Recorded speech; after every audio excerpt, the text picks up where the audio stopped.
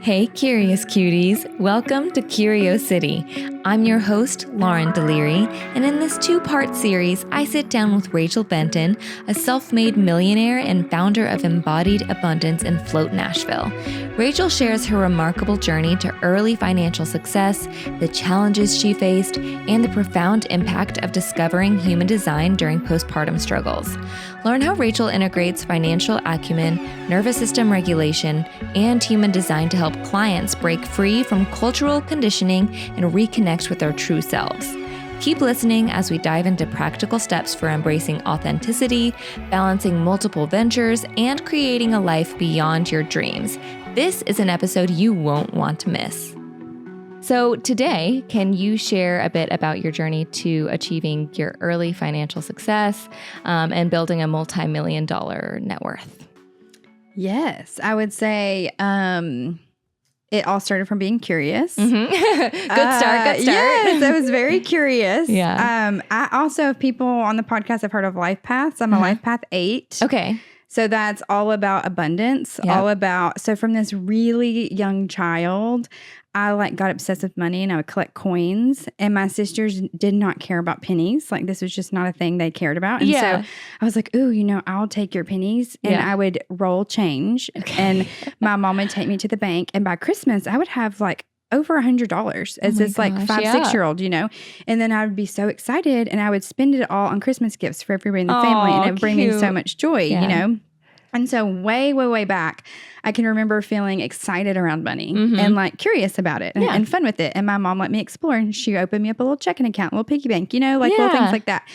Well, my parents came from a generation of the credit card was just kind of created in their generation, right? Okay, and probably a lot of people in that baby boomer generation got, there was a high of oh my gosh, these are so awesome. But then there was no education on how to be safe with them. Right. It was a little nervous, nerve-wracking. Yes. Yeah. And then you have the interest, you know what I mean? There was just no safe boundaries with them. Totally. And so I say no fault to their own, right. Know better, do better. But when I was around middle school, so I lived a life, I wouldn't say my parents were wealthy, but very lower middle class. But because of credit cards, we were able to get most everything we ever wanted. Yeah. Right.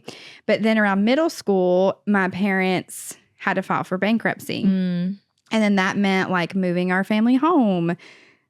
You know how, it was a big chapter 13 or something. And so that right in the middle of identity development was a core trauma for me. For sure. It's interesting because I have 2 older sisters. I'm the youngest. They were older when this happened. It did not affect them the same way.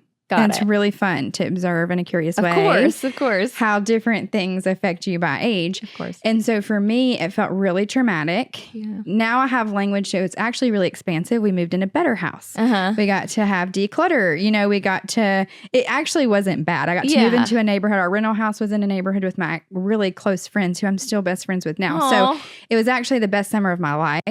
But from a trauma, the shadow side of it, it really is what made me feel oh my gosh, this can never happen to me. And so I got really obsessed with figuring it out. First, it was I'm going to just start working and saving money.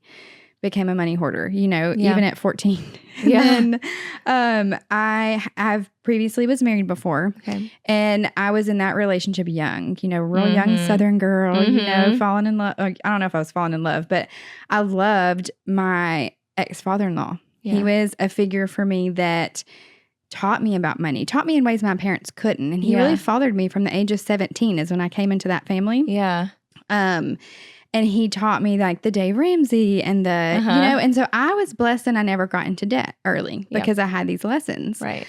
And then I never, I saved and bought all my cars cash. In the driveway, I still have my minivan. I still have some of these hoarder tendencies because I'm why would I buy? Because I really am thinking about an electric car because my new house I bought has solar energy and so I could charge it for free. And then right now, so now I might upgrade because it logically makes sense. But I have to really watch myself because I can, to my own lack of happiness, not allow myself to spend for fun. Okay. And this is something I'm now, wait a minute, I've, like you say, you've created this wealth, but have I created wealth so I can enjoy it? And that's what I'm working on now. So we all have shadow sides, right, of everything we do.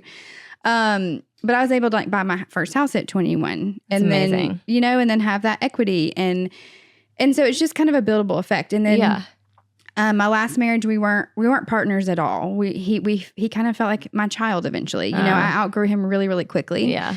And luckily we didn't have children and we were able to kind of separate, you know, going back to religious trauma. Yeah. That was a time of a lot of shame because in the religion I came from, you don't get divorced. Like I remember my mom, you know, wanting to leave my dad because she wasn't happy and the pastor telling her she had no grounds to divorce him because he didn't have an affair, you know?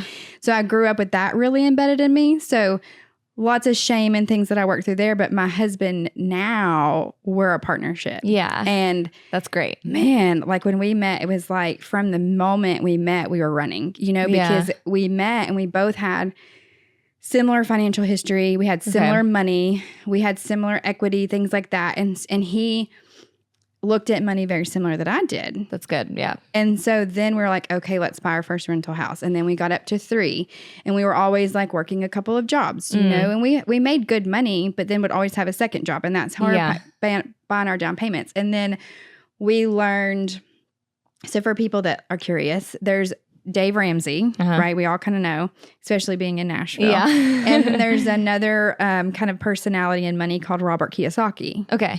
Robert Kiyosaki is all about leveraging debt. Okay. So I learned, because remember I was like hyper debt free. Yeah. Oh my God, I don't want to be stressed around money. So then we learned about good debt versus bad debt. Okay. How to leverage the debt. And that's really what scaled everything very quickly. That sounds smart.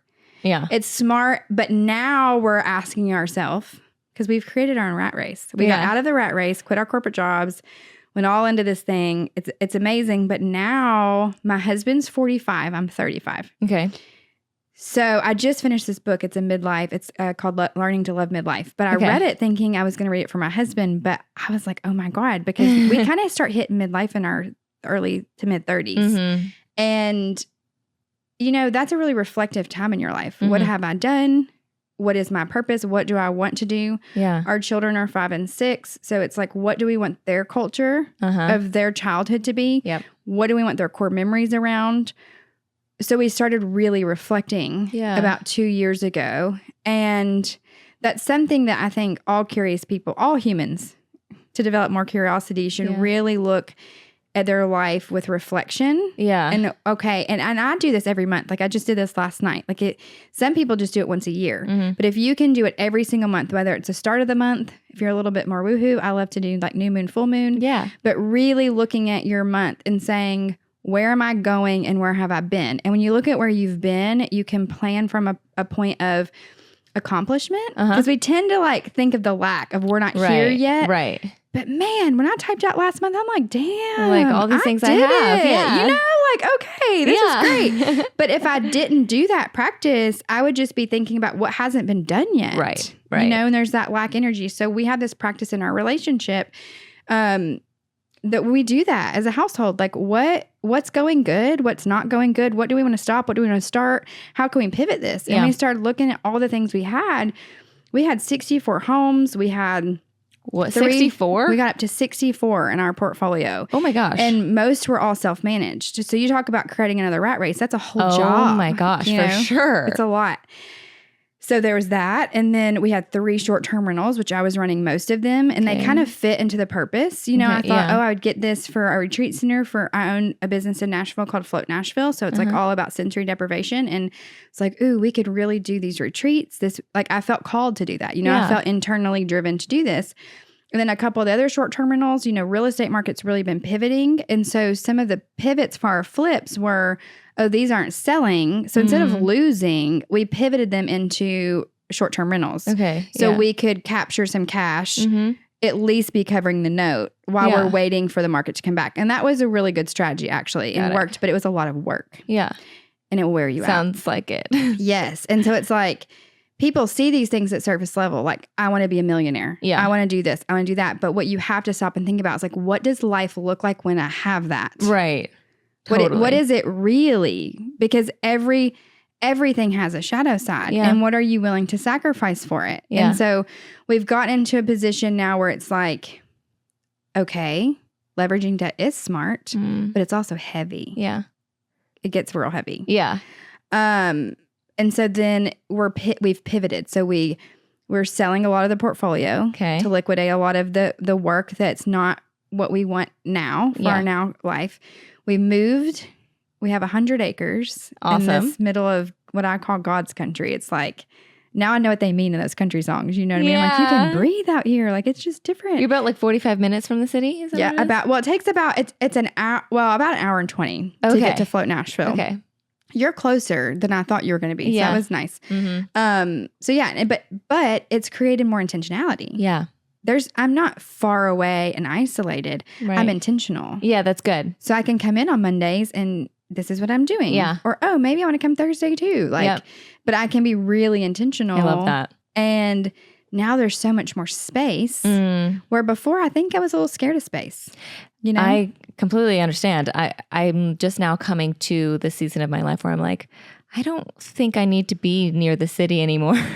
Like, I'm ready for some wide open spaces and some silence, and like, that would be great. And having that intentional time of being like, okay, let me drive into the city, do these sort of things. And then, it's very inspiring. Like, you probably could still do a podcast out there. Yeah. Mm-hmm. And people could come make a day of it with you. You know what I mean? Like, it could be really intentionally done. And we have more people come to us now. Yeah. It's so interesting. Like, I see my family more. My nieces and nephews stay at my house. Like, they want to be there. Because it's like a retreat. Yes. Yeah. It is. It's healing for everyone. I do numerology on houses too, and it's 11, which 11 is like. So how do you do that? You add up the number of this. You do the numbers. Just okay. And you add them up, and you want to add them up until you get to a single digit. If it's a double, but 11 you keep. Okay. And 11's a really spiritual number. 11, and I feel that like there was butterfly cocoons everywhere. Oh my gosh. And I'm like, oh my God, spirit is all around this house. I have like butterflies around me, a spirit or whatever. Oh wait, what's mine? 3288. It'd be 16 plus 5 is 21. So 3? 3 is very creative. Yeah. And I see that. Yeah. Like, it's creative in here. Yeah. You're doing creative work in here. Curiosity is very creative. So 3 is a very creative energy. And that's my life path is 3. Oh my God. Yeah. So this house fits your life path. Yeah. I guess this is really good. Yeah. I mean, it's not my forever home, but. But you might do something creative with it. Yeah. You might leverage it. It might be your first rental. You might.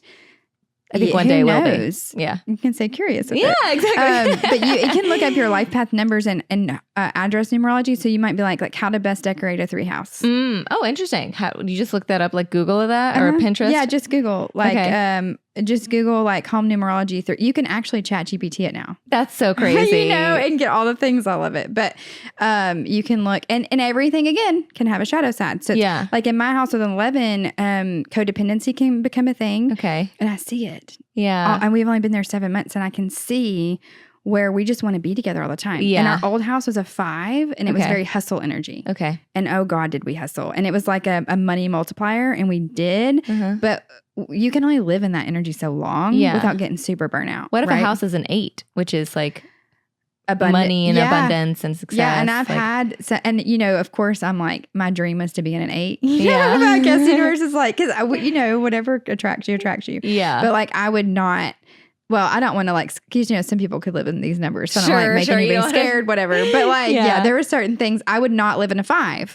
We were moving from a 5. Okay. We knew our new culture wasn't hustle. So even if this dream property would have been a 5, I would not have lived there. Okay. It would have literally changed how I felt about the property. Interesting. Because I couldn't live in that energy anymore. I was exhausted. Wow. Yeah. Wow, that is so fascinating. Okay, I know we were talking about finance, but this all goes together for sure. It does because you can't, because here's the thing. This is what created what I got curious about very first in my early 20s. So I went to school, got educated because that's what the world tells you is successful. Okay. And I was going to be successful because I wasn't going to have money problems, Right. So I go to school, but didn't know what the hell I was going to be when I grew up. So I got a degree in business, but then started really loving the education. Okay. So then I got a job at Verizon Wireless, which is like hustle masculine culture. Yeah. Fortune 5 company. So everything's about $1. Yeah. Bottom line, whatever. Sure. Started in sales there. And I was like, I was mind blown when I walk in and I'm like, hey, I want to get a job here. I have a degree in management. Yeah. Do you have any management openings? And he looked at me like I had 12 heads. And he's like, that's not how this works. And I'm you come in at the bottom of the... I was a door greeter. Oh my gosh. And it was a wake up call. Yeah.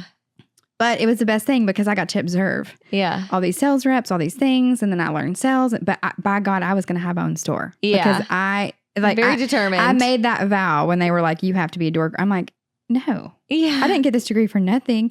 And so very quickly I did. I worked my way up to my own store. But that equaled a six-figure salary back then. And I was really young. And that was a lot of money back then. But I'll never forget like being on the beach one day. It was a vacation I was supposed to be on, but I was like, how to get on the call for that whatever week's numbers. And my boss was just always so angry. And now I know, reflecting back, he was just giving what he was getting. And he was young. Yeah. Now I know he was young. Yeah. I didn't know he was young. Yeah. And he was probably late 20s, early 30s. He was young, running a whole district. That's a lot of pressure, right? Yeah.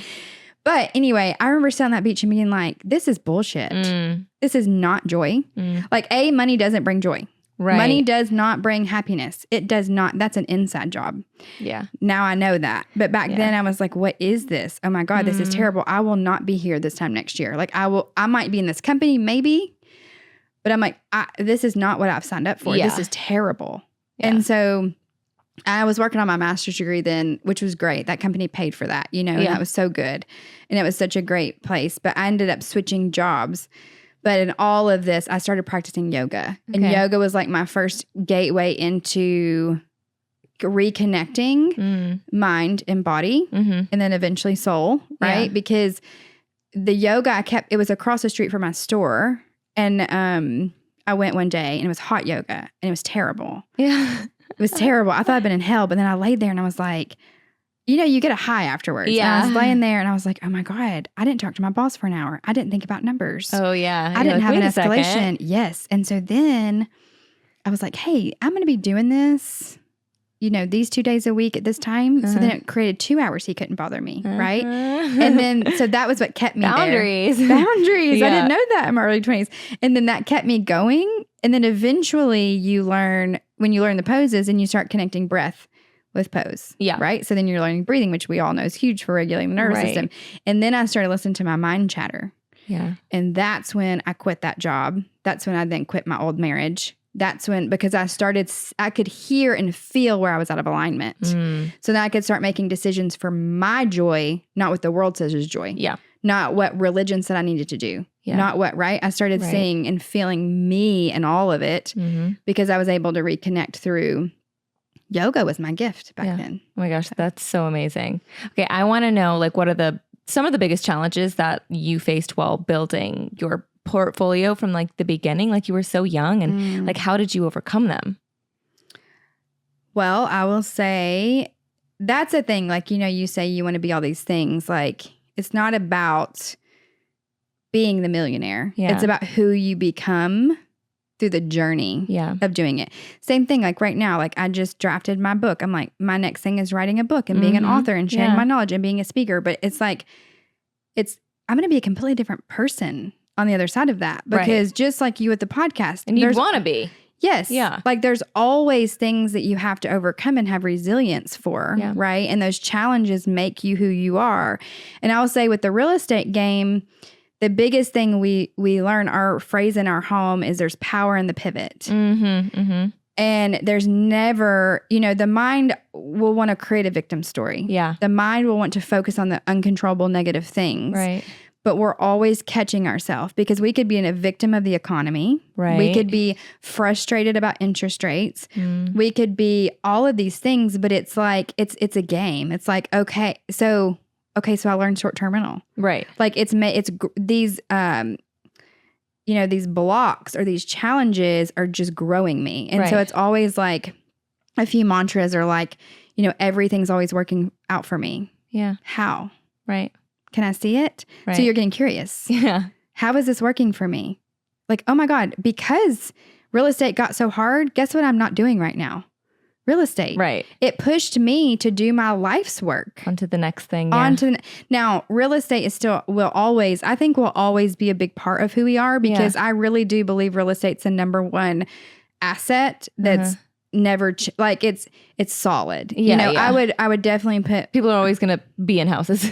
Yes. Yeah. I would put money in. I mean, and I believe in, I don't know if I would say believe in the stock market. I understand the stock market. And my husband does a bunch of other things, but like, if you gave me a chunk of cash right now, like, where are you going to put this? I would always play real estate. And I understand the game. And like, once you understand different things, then yes, I'll always leverage it. Yeah. I just don't think, because of all of the challenges, I don't want that to be my main thing anymore. Yeah. My husband, we talk about human design. He's a manifesting generator. The man's built for it. Yeah. He gets high in these pivots and these changes and bring on the next thing and we'll restructure. He's the most creative genius when it comes to money. I love that. Like, he doesn't need a bank, it's just, he's so creative. And in that creativity, he's provided a platform for people to really grow their money. That's what we do. And that's what scaled our business is.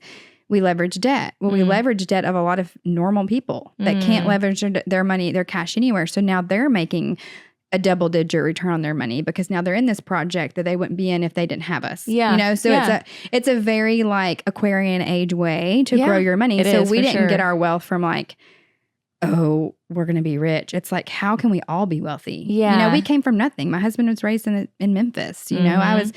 You heard a little bit about my story. Like, we've worked really hard, but we also have a heart to bring others with us, Yep. So I love that you brought up human design too, because that's something that like Curious Cuties are definitely into. I've had, like I told you, human design coach on the pod. So I want to know how you first came across human design and then like what it was about the system that like resonated so deeply with you. Okay. So if you hear my previous, like how I got here, it's a very hustle, right? It's exhausting. Yeah. I mean, it makes me tired just talking about it. So I was always just doing the most. Yeah. It was a very survival trauma response, honestly. I was in survival and just going to grind my way through. And that's great. It served me, it gave me a good foundation. But my kids are 5 and 6, 5.5 and almost 7. And when my second baby was just born, my sister's a therapist and she brought human design to me probably a year before Finley was born. Okay. But she thought I was a projector. We had my birth date wrong. Oh. And so... Wait, your birth... How do you have your birth date my birth wrong? time. My birth time. Sorry. What? That's not my birth dramatic. date. No. We know my birth date. She had my birth time wrong. Got it. And she would just be so excited teaching me about all this stuff. And I'm like, no, it doesn't resonate. But I would listen, and like, and even in delivery. So I... had my kids naturally. Okay. And Finley's labor was so fun and healing because my son's was like hard and whatever. Finley's was not. I don't know. My body had just done it like 18 months before. And so it was just so different. And so we were having a lot of fun in the labor room. And so we were running her birth chart. We were running human design because I needed to make a decision. Also, it's like a nice distraction from. Yes, it was. And it was like, because my water hadn't broken. So you were deciding if you wanted them to break it. Okay. Yes, because I was right there at 10 centimeters. I was like, I could have her in 15 minutes or who knows, you know? Right. So what did you decide? Oh, we broke the water because we were running it and it didn't change. Oh, really? And so I was like, okay, might as well. Let's get this going. Let's get this over with. But now I wonder like what would have happened. But it was fine. It was great. And she came. But we were running human design in the labor room. But see, I still hadn't it was enough to where it was fun and I was playing with the system. I didn't understand it because I wasn't like turned on to binge learn it as that first line because it didn't resonate with me. Yeah. I just love my sister. At this point, were you it. still thinking you're a projector? Yeah. At that point? Okay. She told me I was. You know? Yeah.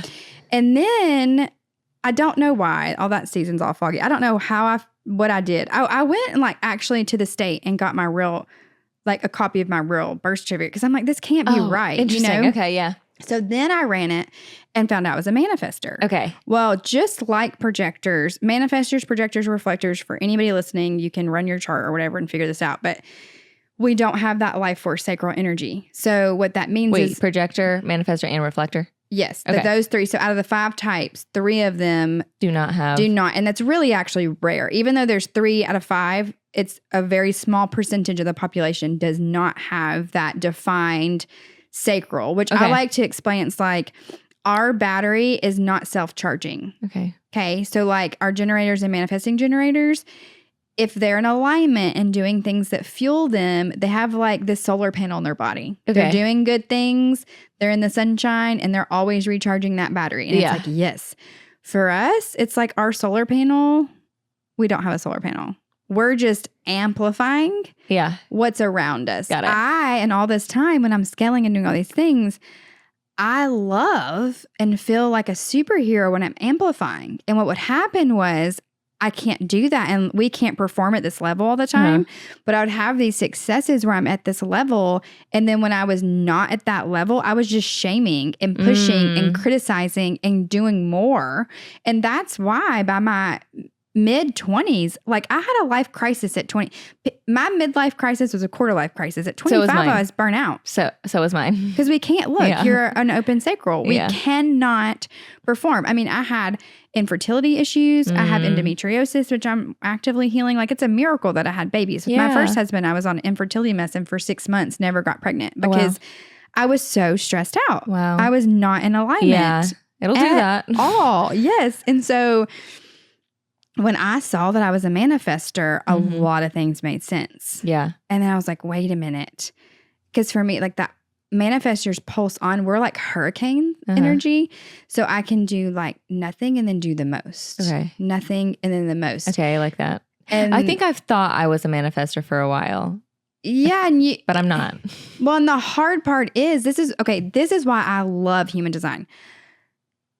You know, you can do so many other things like Enneagram, all these other personality types, but it's your opinion of yourself when you're picking your Enneagram.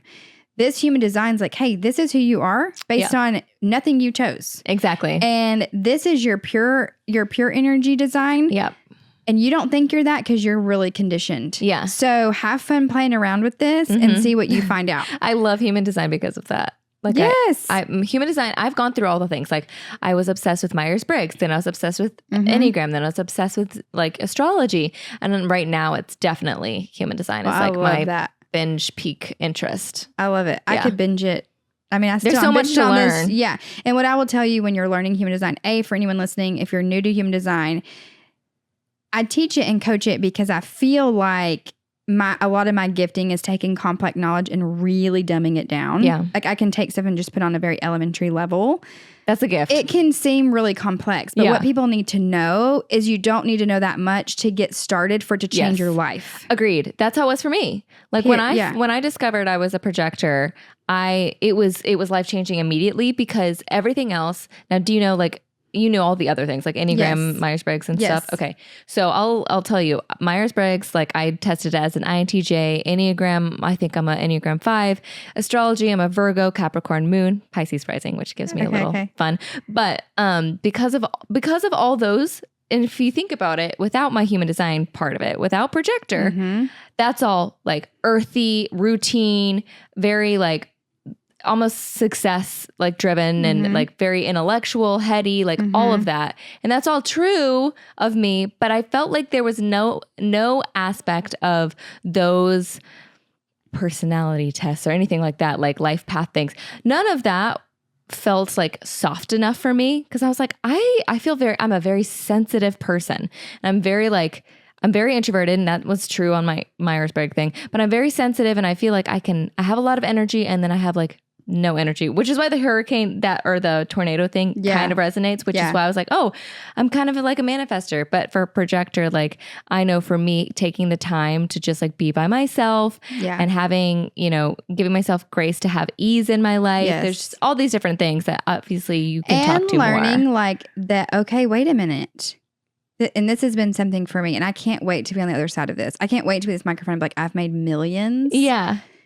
In pure alignment. Yeah. Because I built it in non-alignment. Now, all of our real estate's been scaled in alignment. We've scaled because we know each other. Yeah. And my husband are completely opposite. Okay. We would not be married today if it wasn't for human design because we would not understand. We just constantly be a trigger for each other. Okay. But so I have scaled. I just can't wait to say I've done this with pure my alignment. Soul work. Yeah. You know what I mean? Totally. But it'll feel that much better. Oh, I can't wait. Yes, because I believe we can have abundance and wealth with ease. Me too. That's my whole business. Yeah, is like, love that. You can. That's what I'm trying to learn. Like when I learned human design like last year, like the beginning of this year, really, I'm like, that's been my goal. I'm like, I want ease. I want success and abundance and ease. Yes, and you can. Like when I pulse on, I'm manically doing something. It's because my energy is telling me to do that. Yeah. So don't shame that either. Yeah. So because I can work and do something that's to take a normal person like 40 hours to do. No, I know. Yeah. And I can manically get it done. Like I just outlined this book last night and then I asked ChatGPT like, okay, how long from start to finish? And it's like 9 months. I'm like, I'm gonna get this shit done in 3. Like what? 9 months? It's already in me. You know what I mean? I'm just gonna write every night because I love to write anyway. I can do this. Like I built a baby in 9 months. This is a book, you know, like we can do this, you know? So very much can be manic, but it's still with ease because it's with my body's energy. Yes. And so for you're a 5'2". Mm-hmm. So the second line is very hermit. Mm-hmm. And this hermit energy is in the body. Yeah. The fifth line, they in human design language, they say conscious. Okay. You're consciously a fifth line. Okay. Unconscious a 2. But what that also means is mentally, this might be why your other stuff says head. Yeah. Mentally, you have this fifth line energy. Mm-hmm. Which is curious, learning, people, helping people, people, teaching people, those kind of things. Mm-hmm. The second line is the body, and this is where you're going to want to hermit. Okay. So if when you start to go into this hermit, think about body. What have I done for my body? Yeah. What can I do? Yeah, floating is great. Or I need to go back. Oh my God. We'll talk about that for sure. Yeah, so floating's great, or grounding, or breath work, or your yoga, or like think, what have I done for my body? Totally. And that can soothe you in that hermit stage so you're not shaming it. Yes, totally. But just getting used to, because it doesn't mean we're never what some people from the outside would say hustling. I mean, my family thinks I'm a workaholic. Yeah. But it feels good to you though. Like it's easy. Yeah. My life is so easy. Yeah. You know, I love it. Like when I'm going to be writing my book at night, my kids go to bed, I'm high off as a class. You know what I mean? Like I love it. You know, it's not work to me. Right. It's passion. I'm teaching, you know? Mm-hmm. Mm-hmm. And we went to St. John a few years back, and we went into that trip. It was actually the week before I bought Float Nashville. Okay. We went on a complete business high, right? We had just, I think, made $100,000 off a flip, about to buy Float Nashville. Like we were on, we were just firing on all cylinders, right? Just mechanically, energetically on. We go to St. John. We're with, a different, other couple, which we love and we're fun. But for a whole week, we didn't use our minds. Mm. It killed me. I mean, it felt like I was climbing Mount Everest when I got home. Oh, wow. To get started again. It took me a few months. Wow. Because, and that trip taught us. So what were you doing on that trip that you weren't using your minds? Well, I had a book. I did read the book, and it was a great book. I can't remember. I wish I could tell you what it was because it was a really good book. But I did read a good book, and I would talk about it because I always teach back what I'm learning. Yeah, yeah. But we couldn't engage in like real deep business talk. Okay. Like my husband and I, we have rules around it. We actually have a lot of fun together too. Yeah. And we've had rules around it because you don't want to talk about, like I might be doing the dishes and want to ask about a rental house, but he might be just want to play with the kids and not think about rental house. Yeah. So we have to have boundaries around when we talk about it. But when you do, it fuels you. Yeah. We have a lot of intellectual intimacy. Yeah. Right. And so do Adam and I, because that's why we started the podcast. Yeah. Right. So it's like, I don't know. It just. So you did, on that trip, you just felt like you weren't able to like fully communicate. And so it just. Yeah. Yeah. No, I get that. And I couldn't go deep. Like I remember my friend even saying like, gosh, I didn't know I was going on a trip with a therapist. I'm like, well, oh my God, I'm just trying to share what I'm learning. Right. Like, and that like sounded like, I just shut down. Yeah. Okay. I see. So you just felt like you couldn't like fully be yourself in that way. No. Yeah. I get that. And so it's a lesson, you know, never allow yourself to mentally turn off because I'm a fifth line too in my mind. So I just want to connect. I think that's very interesting. I'll be thinking about that for a while because those times where I feel like I'm not able to like share and like express what I'm learning. Like I feel I'm like, I don't even know who I am without that. Yeah. Like, how do I even exist? Like what conversations do I even want to have if I don't do that? Yeah. That's not. And it's hard to have just surface conversations. I'm not really good at like a big public party where people are like doing movie quotes and stuff or like talking about just surface like things. Yeah. Mm-hmm. Just what you can see, touch. You know what I mean? Like just. Well, that's why I do my own research on like pop culture stuff so that I'm able to do start doing that. Because then it makes it easier because then you can kind of like, I almost like binge it throughout the weeks to kind of know what's going on in the world? You'll have to share with me what you binge, because that'd be helpful for me, because I'm like, my head's literally all the way under the sand. Well, we'll talk about it. I also have a radio show. I do pop culture stuff. So you do? Yeah. Okay, please. So we'll talk all about it. Listen to your radio show. Okay, that'll help me. That way you can kind of feel like you're able like I'm in the world, because sometimes I'm not in the world. Yeah. I'm just in my little world I've created. But it feels difficult to be in social settings that way. Yeah, it can feel really isolating. Yeah. Yep. So we'll talk more about that. Okay, cool. Okay, so I love that human design stuff. And like you said, whenever people work with you, you're able to kind of like not dumb it down, but like simplify it. Simplify it. And I love that you're able to do that, because a lot of people just don't have like that ability. But like I'm wondering, so when human design came into your life, obviously your sister was just sharing, like, she was really excited, and you found out you were not a projector. Yes. So I want to know how it helped you like postpartum, and how it like you navigated those challenges, and it helped you find clarity in your life. Well, okay. So I was postpartum. I was nursing. That takes a lot of energy out of your body too. Yeah. So I could reframe that right now my energy is going to this child. Yeah. Right. And it's like, that's going to have to be okay. Yeah. Even though that sucks and that doesn't feel life-giving to me mentally. Right. That's my biggest purpose right now. And that's okay. Yeah. And then when my husband, because right away I shared his design with him and then my design with him. And so instead he would see and he would invite me to take the nap. Yeah. Oh, that's nice. Like, hey, why don't you go lay down? Or like, hey, go nurse her back there. Yeah. Just take a minute. Yeah. Or, hey, while you're, he would even like interject it. Like, hey, while you're resting, I'm going to be in the yard. Oh, that's nice. Or I'm going to be, you know what I mean? Because you feel like something's getting done while you're able to rest. Well, because before I would feel like I need to put the baby down and then be in the yard too. Okay. Right? Because we compare. We think, oh, if they're doing something busy, then I should be busy because we're partners here. Yeah. I don't want him to do all this by himself. Yeah. When really he has plenty of energy to go around for all of us, and he needs to move his body. That feels life-giving to him. Like I really back then needed a nap. Yeah. Now I don't take as many naps. Right. Now my rest can be kind of an active rest. Like in the float tank, sometimes I go into really deep sleep in there, but like I'm active in my mind. Right. Or I might be laying down with my eyes shut, but I'm not really asleep. Yeah. Like I'm going through so much mentally without, it's just interesting. Processing. Yeah. My friend's like, I've never heard anyone call it an active nap. I'm like, well, that's what it feels like to me. I do that. I definitely do that. Yeah. So I do that. And so it just allowed us to start to have some communication and understanding of each other. And what we did for each other was almost like he encouraged and this was not by planning. It just happened that way. Yeah. He encouraged me to live my design. And I would encourage him to live his design. Oh, yeah, that's great. And for manifesting generators, it's really important for them to be able to pivot quickly. That's why the motto power and the pivot's really in our family, because as a manifesting generator, they pulse on and they can get things done really, really quickly. But when they're supposed to be done with that thing, like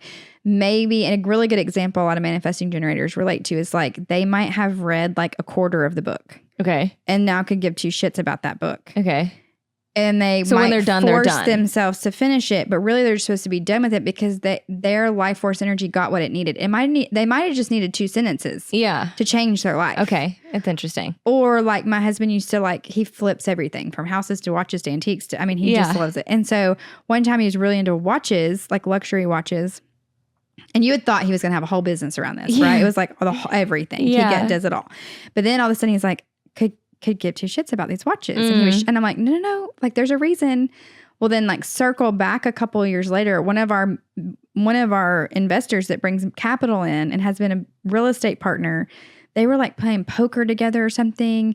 They went to text each other and he was like, dude, I bought a watch from you a couple years ago. It was like a connect, like it so broke funny. The ice, you know? And I'm like, maybe that's why you did watches. Seriously. Like, you never really know why you got turned onto that thing, but allowing yourself to release it.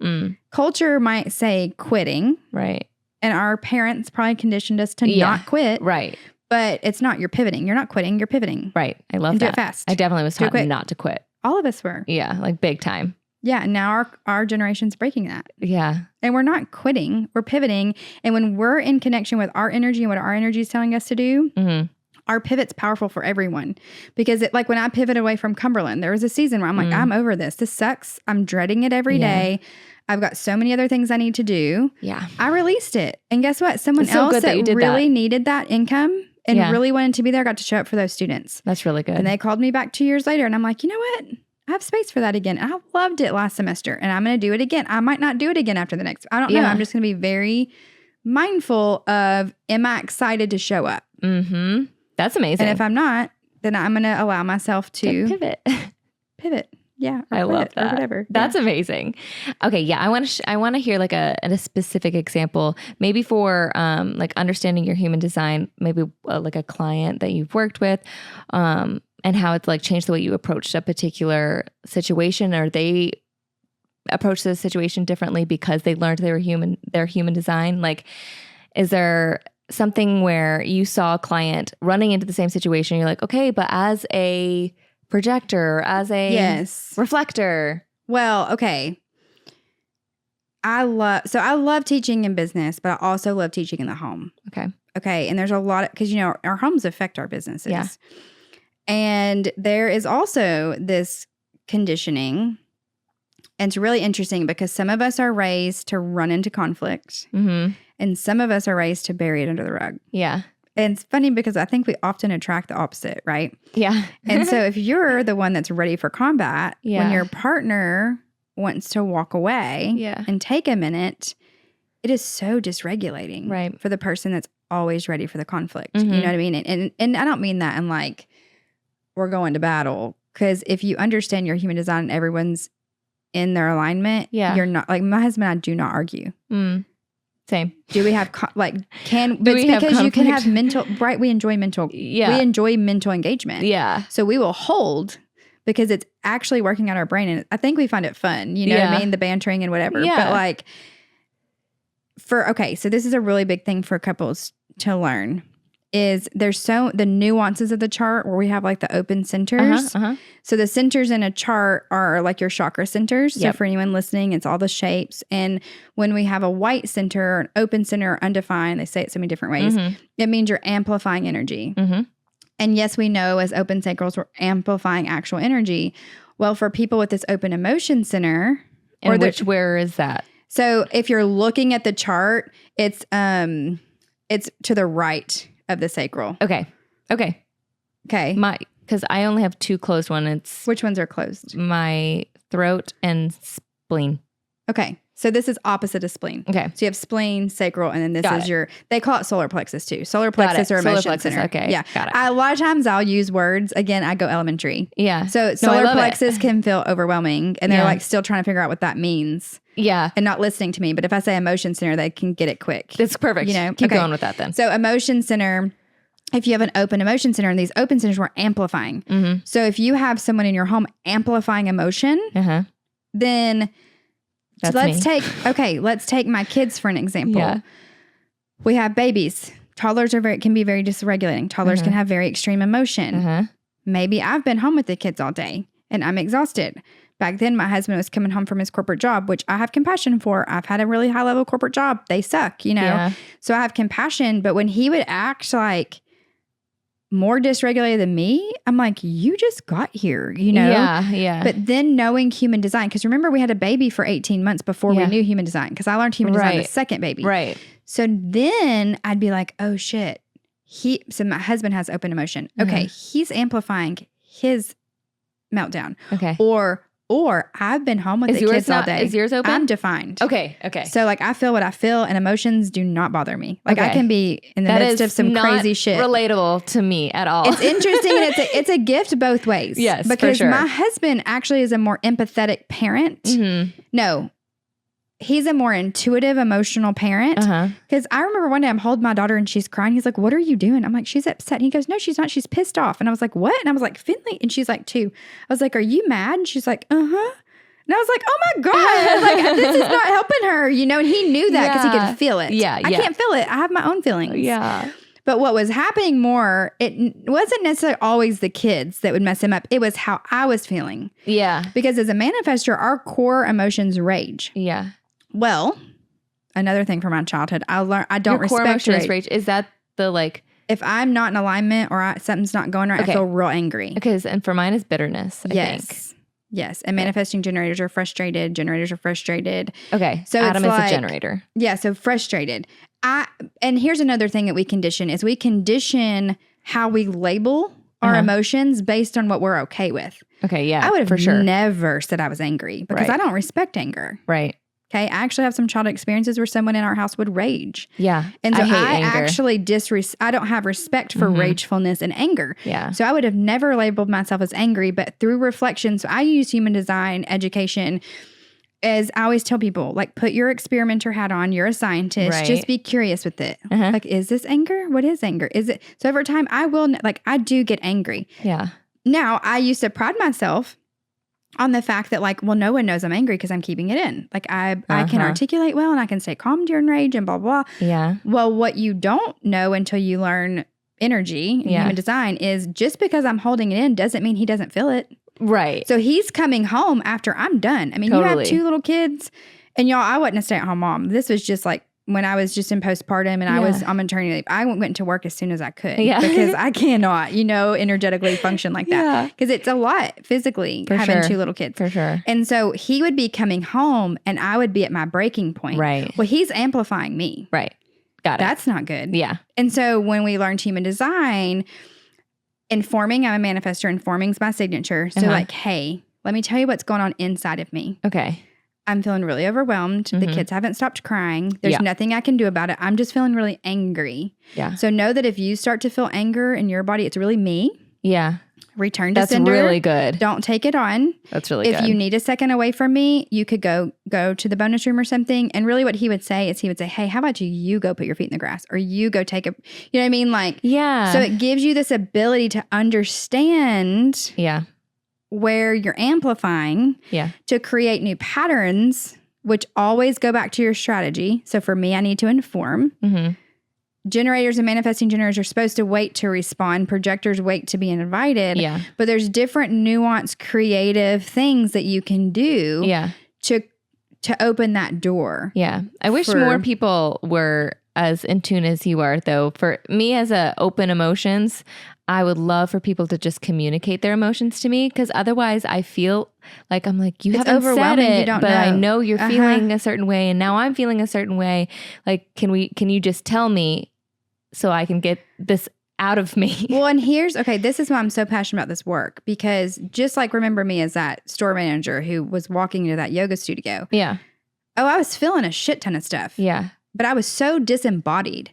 Yeah. Because I couldn't feel it because if I felt it, I would drop to the ground. Yeah. So many people are walking around so disconnected from what they're feeling that they're not feeling it, they're numbing it. Yeah.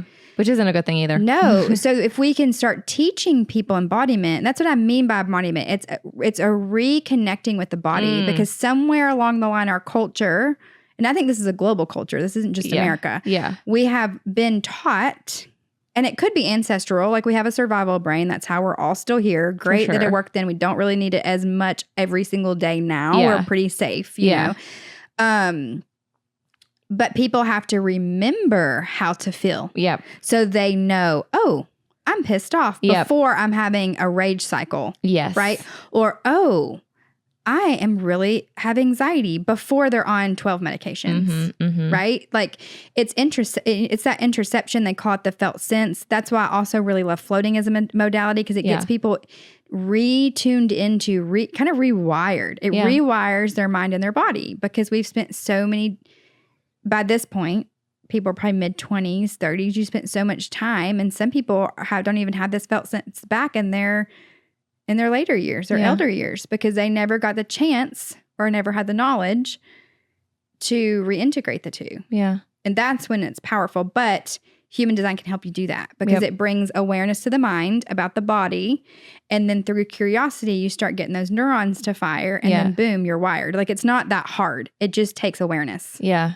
Why don't you tell us like how you integrate your knowledge of, financial wealth that we talked about and nervous system regulation and human design in like your work with your clients? And I would say, I compartmentalize a bit, right? So I've got, clients can come to me and say, hey, I want to know about human design. Yeah.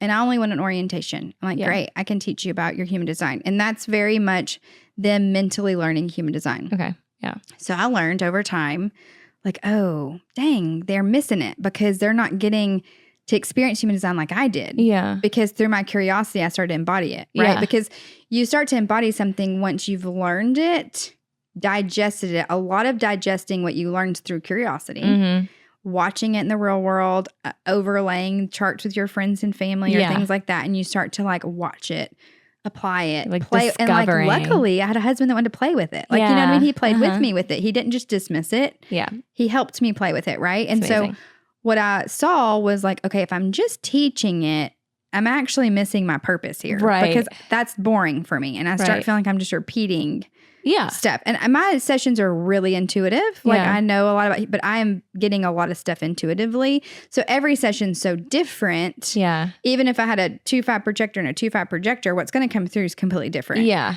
So it's different enough, but it's still boring to me because I don't get the juicy fun part of watching someone really come in. Yeah. And so I have people that come to me for like that at home package, and a lot of that's relational stuff. Yeah. I've had people come into that package like thinking it was their marriage, and then they completely change jobs. Okay. Like it ends up being about their career, but that's fun too, right? Yeah. And so I allow it to go kind of intuitive and organic. Yeah. Where the money really comes to play is that entrepreneur piece. Yeah. So obviously kind of, yes, at my core, I'm an educator, but my life path's also about money. I love money. I've built businesses. Because of like Myers-Briggs, Enneagram, there was a core color code. I really love that one as a leader, but like I love putting teams together. Okay. I love dynamic synergy between teams. I love, like I was just teaching some of the way here about there's phases of a team: storming, norming, performing. Like it's okay. You're just in the storming phase. This is why. Here's things we can do. Yeah. So I don't just teach human design, but human design is my, when people come into that package, it's the framework. Yeah. You know what I mean? Got and then it. once we get into it, different things will come out depending on what that person's doing. Some people are entrepreneurs, or we can call them soulpreneurs or solopreneurs. Like they don't have a big team. Yeah. But they can still really benefit from human design because they can learn about their energy and how they attract and how they can market. Like for instance, with the 5th line, a really great tagline for us is our face is our fortune. You have a closed throat chakra. That means people can hear you when you speak. Yeah. So like, well, my face is my fortune, but sometimes we have blocks on being seen. Yeah. When we're supposed to be seen. So then I can get curious about, why don't I like to be seen? Oh, yeah. When I was a child, it was scary to be seen. I used to hide in my closet and play with my dolls. Like I cataloged back then that being seen was dangerous. As a child, you're not supposed to be heard. So I don't speak. Right? Yep. So I learned to hide as a child, but that's not really my gift. Yeah. Okay, brain, we're going to rewire you for performance and for success because now I know my face is my fortune. Yeah. My voice needs to be heard. My calendar, literally, I wrote it this week. My weekly calendar today says, it is safe for me to be seen and heard this week because that's a mantra I need to help break those cycles from the neural pathways that were built as a child that aren't good for me now. That kept me alive and safe then. Yeah. But it's okay for me to say, hey, brain, we're not there anymore. Yeah. We're now 35 and not 5. We can pivot how we're wired, you know? Yeah. But having those little affirmations so that, you know, those can come up with clients. But it really depends on the entrepreneur and who and what they need. And there's so much knowledge in money like that I have and that I hold.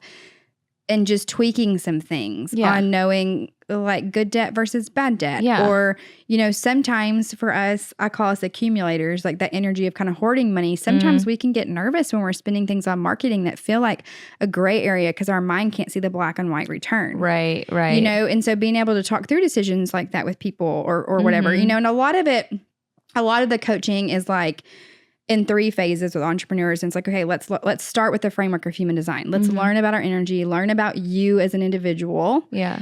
And then things will come up through that. Yeah. Because if they're thinking around the realm of business, they might start to talk about blocks. Okay. Money blocks. Yeah.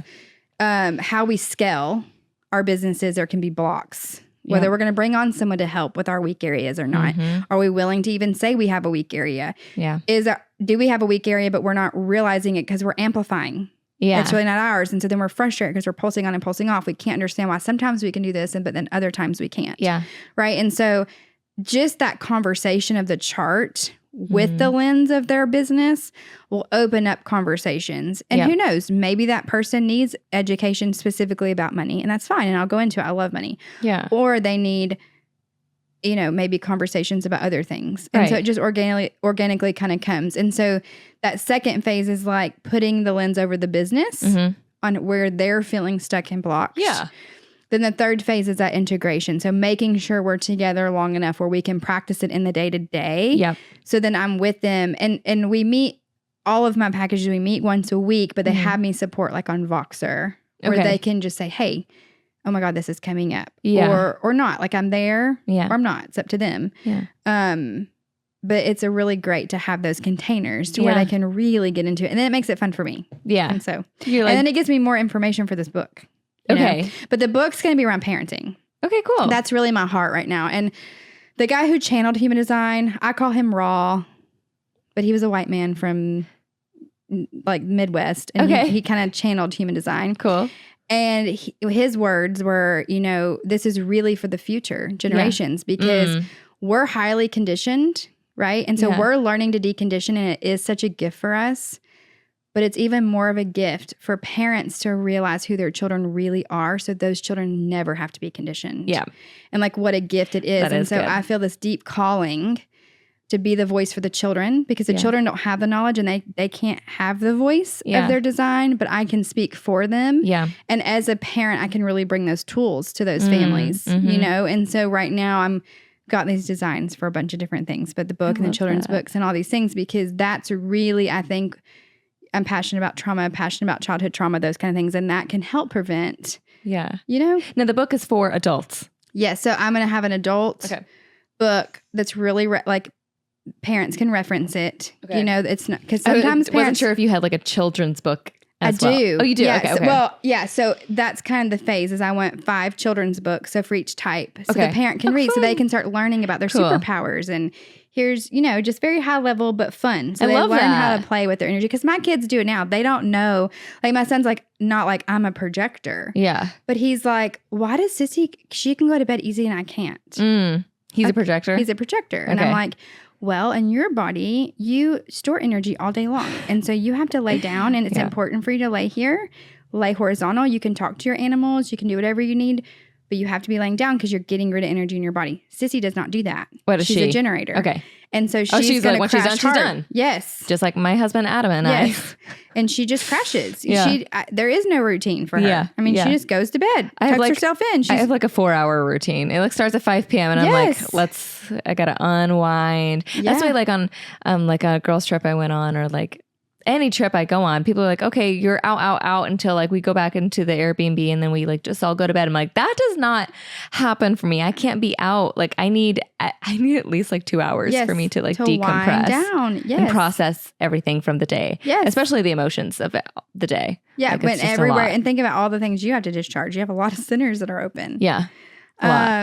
Yeah. And so, but as a parent, like this is where sibling rivalry comes in, because if I didn't know human design, I'd be like, what's wrong with you? Your sister's asleep and she's younger than you. Right. Get it together. Go to bed. I've asked you 5 times to go to bed. What are you doing up again? You see what I'm saying? Yeah. And then all of a sudden he hates his little sister because his mom's comparing him to her. Totally. You see what I'm saying? Yeah. Where if you just understood, it's more like, hey, here's what's going on in your body. And guess what? When he's not fighting it, he's accepting it, he can go to sleep easier. Yes. For sure. Because he understands. Yep. And he has empowered. Yep. And he loves his little routine. Yeah. Right now he has an ice pack in it. I'm like, an ice pack? Why do we have an ice pack? He likes sleeping with his ice pack. It's hilarious. That's funny. It's like a security blanket. I'm like, to go to sleep. I have a heating pad too. I love it on my body. It feels so good. Yes. He wants ice. And I'm like, he needs to calm the inflammation of all the things he's like felt throughout the day. Centers and be like, what open centers? Like where's he putting it? On him. He puts on his head. He sleeps like he puts on his pillow like this. That's interesting. Don't worry, I cover it and make sure of course. But yeah, it can make him think about the cold because he has open mind and ajna. Okay. Yeah, that's maybe. Interesting. That's so fascinating. Yeah. Okay. Now you do have like embodied abundance. What is that? So I'm Rachel. So like my brand's like Rachel Benton, but embodied abundance is like what I call my coaching packages. So there's embodied abundance at home, embodied abundance at work. And it's It's because I want people abundance and people hear the word abundance and they just think about money. Right? Yeah, right. But abundance is so much more. Do you have abundance in joy and love and time? Right. And that's what I was working on getting back, you know, in money, in relationships, in health. Like there's so many categories. And many times people hear abundance, think about money and then shut down. Yep. Because a lot of people get overwhelmed by money, right? And it's overwhelming. They shut down. But maybe you could just think about with your time. Yeah. Or maybe you could, and then we build, right? Just like that reflection practice when we're building from a place of honor and success. Yeah. Same thing with your abundance. Where do you already have abundance? Where do you have things that other people might not have? Where do you have things where you're like, oh, I'm really happy in this category of my life. Yeah. So let's remember that while we're building this category that it's not where you want it yet. So not building from lack. And so the whole point of any of the programs is to get people again in tune with their bodies, because there's so much wisdom that lives in our heart and our gut, and for them to be able to reconnect to that and let their bodies be their wisdom. And yes, their analytical mind is great and it's there, it's a tool, but if our bodies feel safe and regulated, guess what your brain does? It functions in the you have a hierarchy to your brain, and if your body doesn't feel safe and you're anxious and you're tuned out of your body, then your brain's in survival. Yeah. And when we're in survival, we're not curious. We're not creative. So if you can learn to tune into the body, listen to that felt sense, get those little triggers and sensations of like knowing that stuff's off before you have to go into complete, like, I've been sick for a month or something, you know, like you can catch a cold before you have a cold. Yeah. Newsflash, you know, you start to feel it. Right. Then you make adjustments, you hydrate more, you eat cleaner, you move your body, take salt baths. Oh, I never had to go down. Yeah. Because I felt my body telling me something and I was able to listen to my body and shift things to keep my body healthy. Yeah. You know? Yeah. And so the embodiment piece, the embodied abundance, is abundance comes in all of your categories when you're fully embodied. When you remember that your body's always talking to you. Yeah. And then you can start living from that place of authenticity. Yeah. Not always from the mind. Yeah. I think there's a lot of power in that. I love that. Okay. So I do want to talk about float for a bit. Okay. I love it. So I want you to just like tell us like what inspired you to start this venture? Like how does it align with your overall mission? Like where did it come from? So, hey, curious cuties. Thanks for listening. As I mentioned in the intro, this is a 2-part episode. So next week, we drop the second half of this powerful conversation. So be sure to come back for more. I also wanted to let you know that Rachel is offering a discount for Curiosity listeners. So if you're a local cutie and interested in a session in a float tank, use code Curiosity for $15 off. And if you aren't local, don't worry, you're still in luck. The same Curiosity discount will get you a $15 off a human design session with Rachel. And as always, the links will be in the show notes. And yeah, that's all for now. Come back next week for the second half of this incredible conversation with Rachel Benton.